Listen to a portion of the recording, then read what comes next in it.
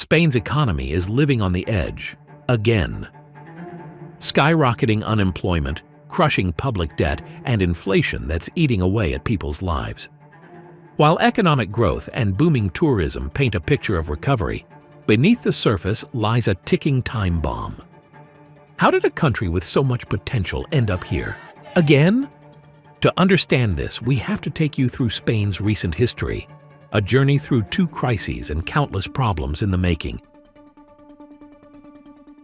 We'll start this journey with the year 1986, the year Spain became a permanent member of the European Economic Community, EEC for short. The EEC aimed to create a unified market among its member states, promoting free trade and economic collaboration. This community later evolved into the European Union, which brought with it strict economic standards for member countries to maintain stability. That wouldn't be much of a problem for Spain thanks to the membership, which gave access to new trade opportunities, investment and development funds, all leading up to Spain's economic boom. In 1985, just before becoming a member of the European Economic Community, Spain had an inflation rate of 8.8%, a gross domestic product, GDP for short, of $180.79 billion, and a GDP per capita of $4,700. Think of GDP per capita as the amount each person earns from the country's total output. These numbers are not even close to the standards set by the European Economic Community. But thanks to some much-needed reforms and development, Spain was on track to surpass these standards. The first step was market liberalization, which meant the market was dictated by supply and demand, not government regulations and quotas. This led to an increase in efficiency and competition, and it attracted foreign investment. Because of this, Spain experienced rapid economic growth, with GDP growth rates averaging around 3.7% annually from 1986 to 1991. Then there was the privatization of state-owned enterprises, particularly in sectors like telecommunications and energy. Privatization led to a reduction in public debt and an overall improvement in quality and efficiency. To address high unemployment and rigid labor laws, Spain reformed its labor market in 1984 by liberalizing the use of temporary contracts, making it easier for businesses to hire workers on short-term agreements. This reform aimed to increase labor market flexibility by allowing companies to quickly adjust their workforce in response to economic changes. Then, on January 1, 1993, the single European market was officially established, allowing for the free movement of goods, services, capital, and people across member states. This made Spain an attractive destination for foreign investors seeking access to a larger European market. From 1986 to 1991, foreign investments grew from approximately $1.97 billion to $12.49 billion. All these measures led to a significant improvement in the labor market, despite unemployment rates starting at over 20% in the early 90s. By the end of 2001, unemployment had fallen to around 10.4%. Additionally, data from the Spanish National Institute of Statistics shows that employment rose from approximately 38.4% in 1986 to over 45.3% by the year 2000. With the help of EU funds, Spain greatly improved infrastructures, increased GDP growth, and reduced the public debt to GDP ratio. The country was also a leading proponent of the EU single currency, the euro, long before it was circulated. Together with the other founding euro members, it adopted the new physical currency on January 1, 2002. On that date, Spain terminated its historic peseta currency and replaced it with the euro. By the early 2000s, Spain had positioned itself as a shining example of economic transformation, with rapid growth across multiple sectors and a newfound global appeal. Yet beneath the surface, cracks were beginning to form. The very policies that fueled Spain's progress were also creating vulnerabilities, especially in the real estate sector. Between 2000 and 2006, Spain's economy went through a period of rapid growth, but beneath the surface there were serious problems.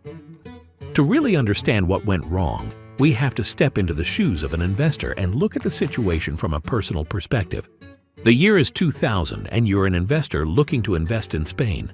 With Spain's liberalized economy, rapid urbanization, and strong economic indicators, the property market looks like a gold mine, so you decide to dive in. You borrow money from a Spanish bank, taking advantage of their loose lending policies, and purchase a property in Madrid for 100,000 euros. Construction costs are relatively low, around 600 to 1,000 euro per square meter for mid-level apartments, depending on the region. But of course, you're not buying this property to live in, you're buying to flip it. By 2001, property prices had risen by nearly 10%, so you sell the property for 110,000 euros, pocketing a tidy profit of 10,000 euros. This first success gives you the confidence to go again. Since interest rates remain low, hovering between 3 to 5%, and banks are eager to lend, often requiring minimal down payments, you borrow again.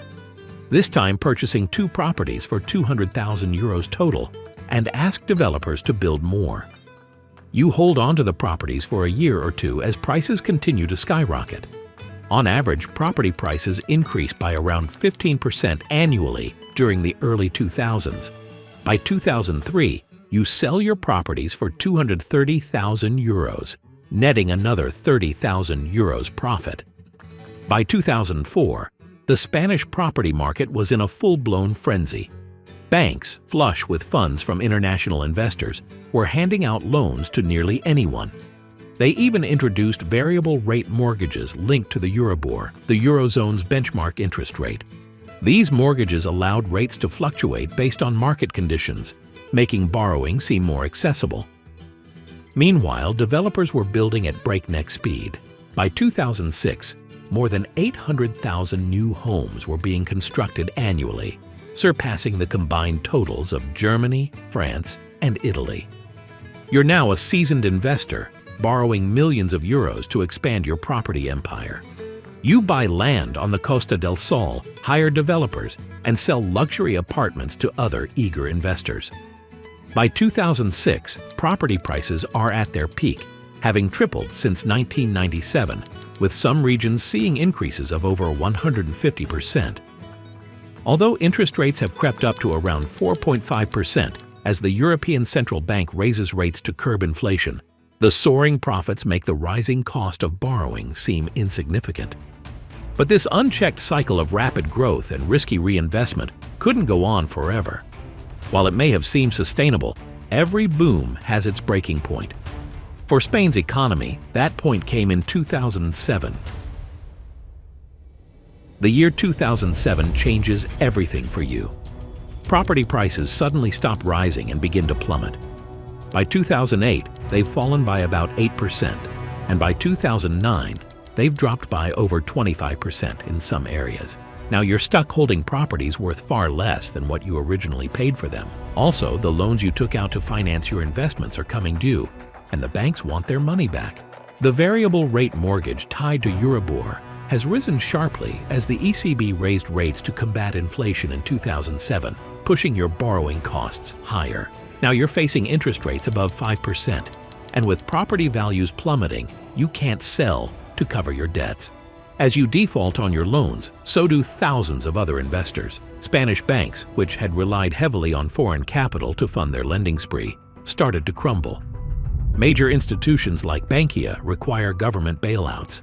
By 2009, Spain's unemployment rate soared to over 17%. The Spanish economic dream collapsed almost overnight. The once booming construction industry, which had contributed nearly 11% of GDP in 2007, was destroyed, with output plummeting by more than 50% in the following years. By 2013, real estate values had fallen by 40 to 50%, leaving millions of homeowners trapped with mortgages far exceeding the value of their properties.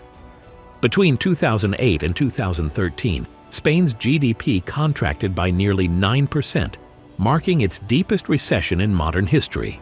GDP per capita, which had steadily grown during the boom years, fell from around $38,500 in 2008 to $28,000 by 2013.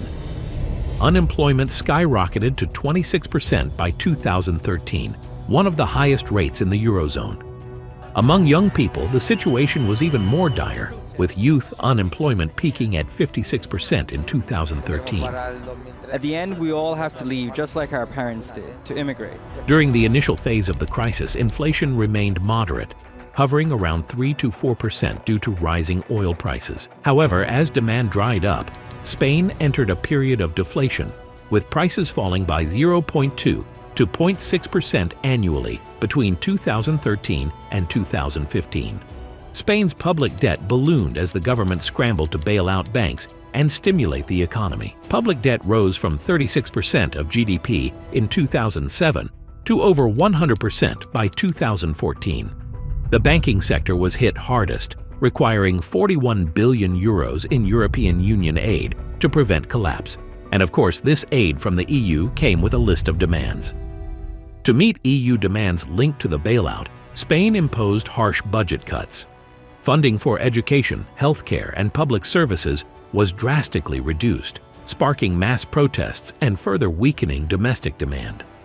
By 2014, however, Spain appeared to be turning a corner, focusing on recovery measures aimed at stabilizing its battered economy. One key step was labor market reforms designed to boost competitiveness by making it easier for businesses to hire and fire workers. These changes lowered unit labor costs and, despite being controversial, significantly reduced unemployment, from a staggering 26% in 2013 to 14% by 2019. At the same time, Spain leveraged geopolitical instability in competing tourist destinations like Egypt and Turkey to attract record numbers of visitors.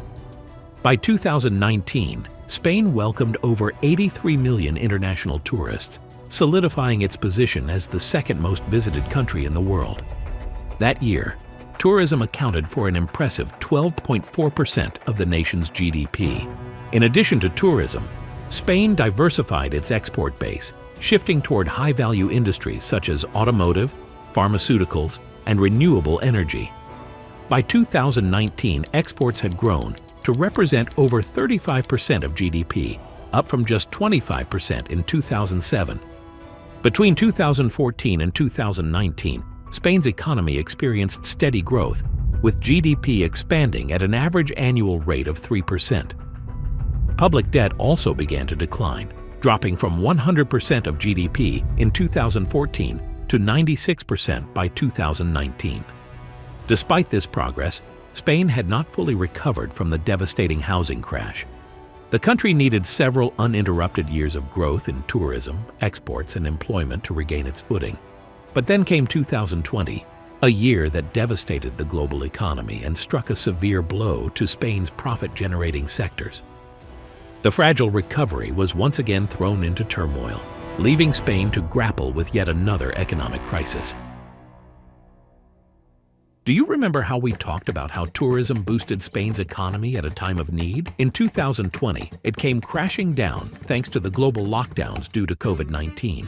Spain became one of the hardest-hit countries, both in terms of public health and economic fallout. The lockdowns and healthcare systems exposed the fragility of Spain's post-2008 recovery. For a nation still grappling with the scars of the financial crisis, the pandemic felt like a catastrophic blow. In 2020, international tourist arrivals in Spain plummeted by 77%, leading to an estimated loss of over $120 billion.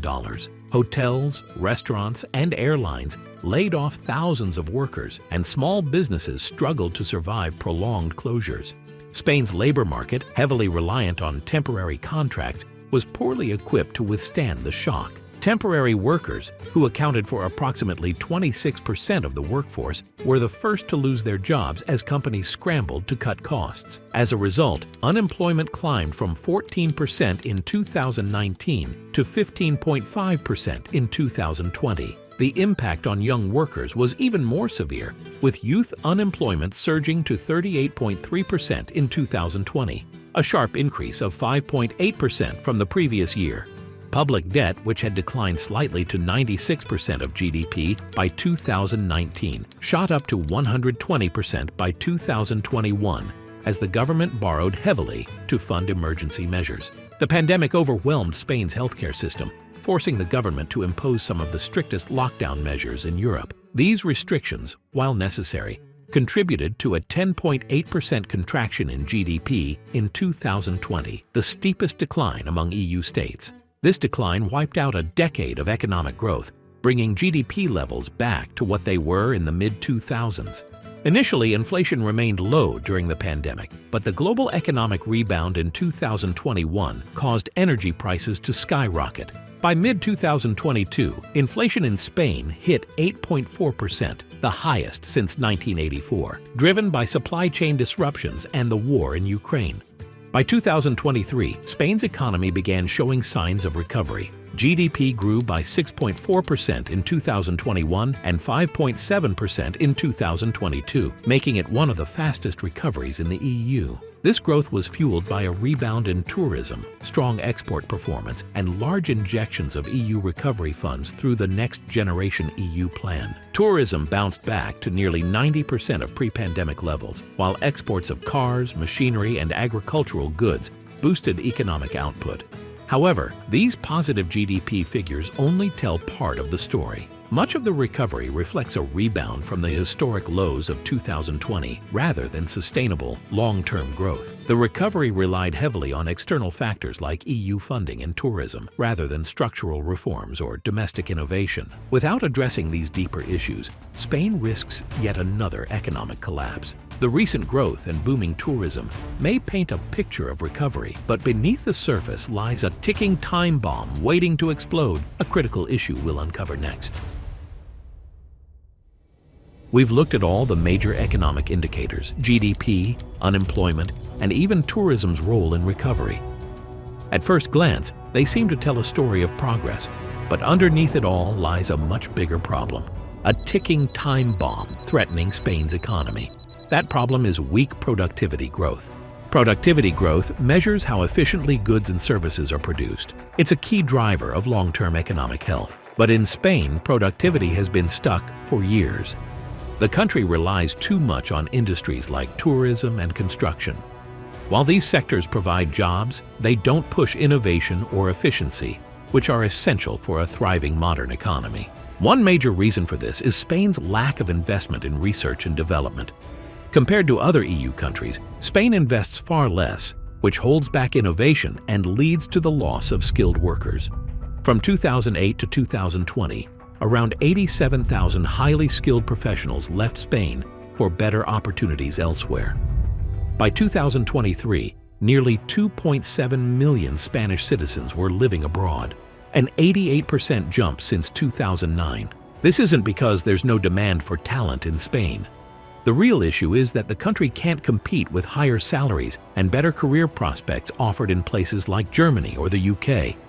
For example, engineers in Spain earn 30 to 40% less than they would in those countries. With fewer incentives to stay, many of Spain's brightest minds leave. Even in industries like tech, where skilled workers are desperately needed, Spain struggles.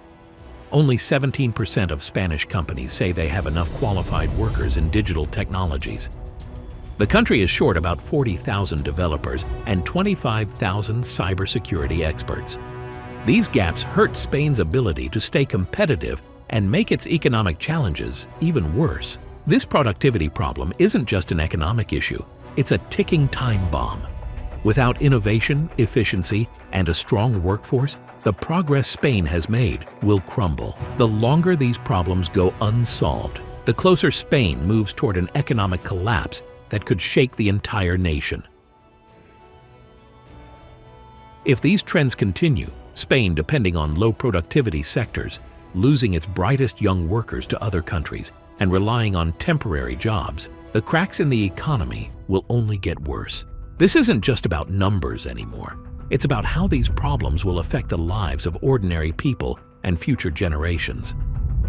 The ticking time bomb we've mentioned isn't far off. It's here. Without serious changes, Spain risks more than just slow growth. It could face another economic collapse.